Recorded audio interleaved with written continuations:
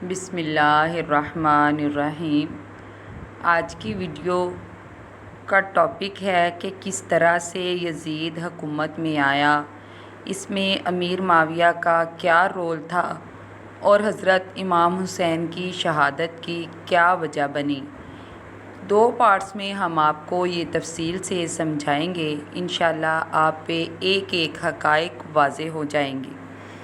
حضرت امیر معاویہ صحابی ہیں، کاتب وحی ہیں، حضور صلی اللہ علیہ وآلہ وسلم کے برادران نسبتی یعنی سالے ہیں۔ ام حبیبہ جو حضور کی زوجہ محترمہ ہیں، وہ بہن ہیں امیر معاویہ کی، ان کا بلند مرتبہ ہے، لیکن ہم ان کو خلفائے راشدین میں شامل نہیں کرتے، کیونکہ ان کا خلافت کو اختیار کرنا قبائلی عصبیت کی بنیاد پر تھا، باہمی مشورے کی بنیاد پر نہیں تھا۔ لیکن 20 سال تک ان کا دور حکومت تھا، اس میں کوئی خون ریزی، کوئی قتل و غارت نہیں ہوئی، کوئی بغاوت نہیں ہوا اور کوئی جھگڑا بھی نہیں ہوا۔ مدبر اس درجے کے تھے کہ آپ اس پوائنٹ پر جب آخری سٹیج آئی، ان کو مشورہ دیا گیا کہ ایک بزرگ صحابی تھے، انہوں نے ان کو مشورہ دیا کہ دیکھیے امیر صاحب، مسلمانوں میں اختلاف ہوا ہے جو 4 سے 5 سال سے خانہ جنگی کی صورت میں چل رہا ہے۔ اب اگر معاملہ آپ کے انتقال کے بعد بھی یہی رہا تو اختلافات ہوں گے، جھگڑے ہوں گے اور یہ خطرے سے خالی نہیں، مختلف دعوے دار سامنے آئیں گے، جنگیں ہوں گی، پھر فساد ہوگا، آپ خود ہی کسی کو نامزد کر دیں۔ پھر انہوں نے مشورہ دیا کہ آپ اپنے بیٹے یزید کو نامزد کر دیں۔ امیر معاویہ پہلے تو اس بات کے انکار میں اڑے رہے، پھر بعد میں وہ مان گئے اور فیصلہ کر دیا۔ یہاں یہ بات سمجھنے والی ہے کہ اگر ہم امیر معاویہ کی نیت پر شک کریں تو یہ صحیح نہیں ہوگا۔ ان کی نیت غلط نہیں ہو سکتی کیونکہ صحابی ہیں، ان سے غلطی ہو سکتی ہے، لیکن وہ قصداً نیت غلط نہیں کر سکتے۔ ان کی نیت یہ تھی کہ اب پانی اتنا گزر چکا ہے پل کے نیچے سے، وقت کے دریا میں، کہ بڑے صحابہ گزر چکے ہیں، اب اکثریت نو مسلمانوں کی ہے، عصبیت اور قبالیت بھی ہے۔ ان کا خیال تھا جب تک قبائلیت عصبیت کے پیچھے نہیں ہوتی تب تک کوئی حکومت نہیں چل سکتی۔ عصبیت کا مطلب ہے جوڑ کر رکھنے والی چیز۔ دینی عصبیت اب کمزور پڑ گئی ہے، یعنی حضور صلی اللہ علیہ وآلہ وسلم نے جن کو تربیت دی تھی وہ اب گئے، یعنی گزر چکے ہیں۔ اب اگر ایسے ہی چھوڑ دیا گیا اور قبائلی عصبیت پشت پر نہ آئی تو پھر خانہ جنگی ہوگی جو پہلے بھی 5 سال سے چل رہی تھی۔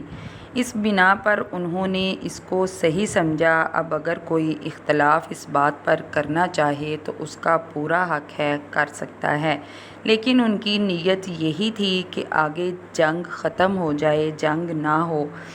اپنے اپنے سمجھنے کی بات ہے یہ۔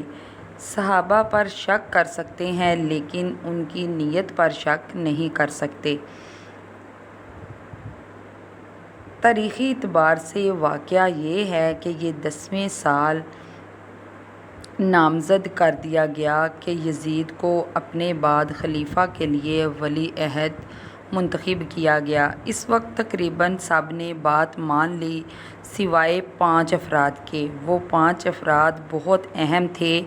ابوبکر اہم ترین آدمی تھے، ان کے بیٹے عبد الرحمن بن ابوبکر، عمر اور عبداللہ بن عمر اور زبیر ابن زبیر، حسین ابن علی۔ حسن کا اس وقت انتقال ہو چکا تھا۔ اہل تشیع کا کہنا ہے کہ انہیں زہر دیا گیا تھا، لیکن اس بارے میں کچھ علماء کی اختلافی رائے ہے کہ زہر دیا گیا تھا اور کچھ کے بارے کہتے ہیں اس بارے میں کہ زہر نہیں دیا گیا تھا۔ یہ بہتر اللہ تعالیٰ کی ذات ہی جانتی ہے۔ ان 5 لوگوں نے اس فیصلے کو نہیں مانا تھا، لیکن امیر معاویہ کے تدبر کی بات تھی۔ یہ کوئی دباؤ نہیں ڈالا، کسی پر کوئی جبر نہیں کیا، کوئی کسی کو نقصان نہیں پہنچایا کہ نہیں مان رہے تو یہ کر دے یا وہ کر دے، بس چھوڑ دیا کہ دیکھیں گے جب وقت آئے گا۔ جب وقت آیا حضرت امیر معاویہ کے انتقال کے بعد تو ایک صحابی ان میں سے جا چکے تھے، عبد الرحمن بن ابو بکر۔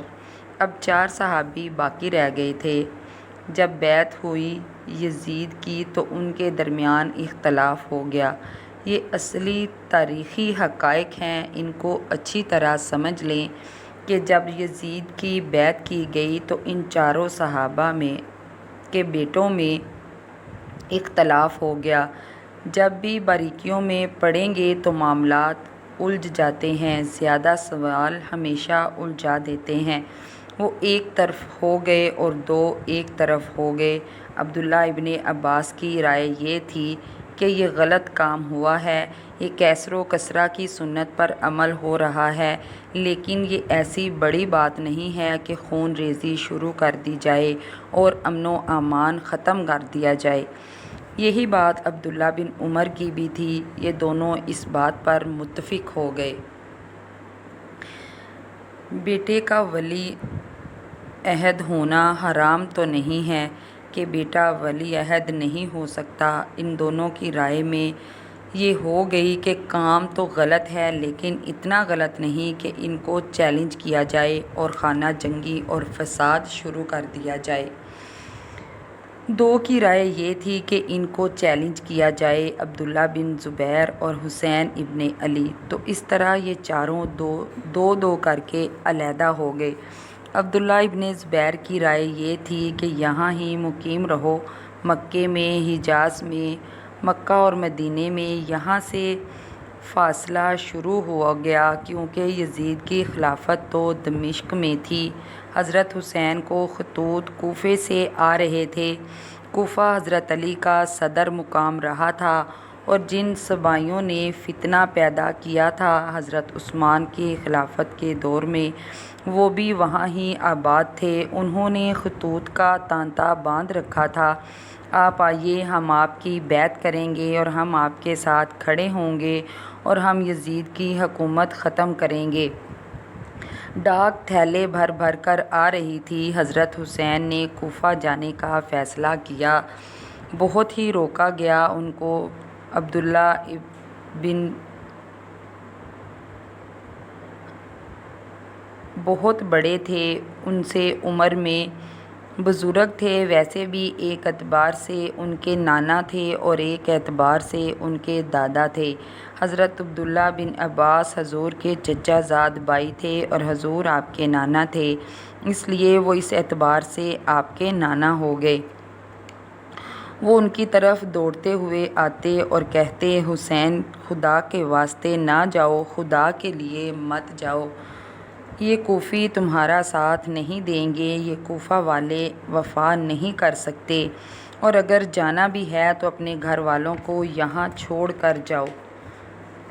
لیکن حضرت حسین پر ایک کیفیت طاری تھی، انہوں نے سب باتوں کو نظر انداز کر دیا۔ وہاں ہزاروں لوگوں نے مسلم بن عقیل، جو حضرت حسین کے نمائندے کی حیثیت سے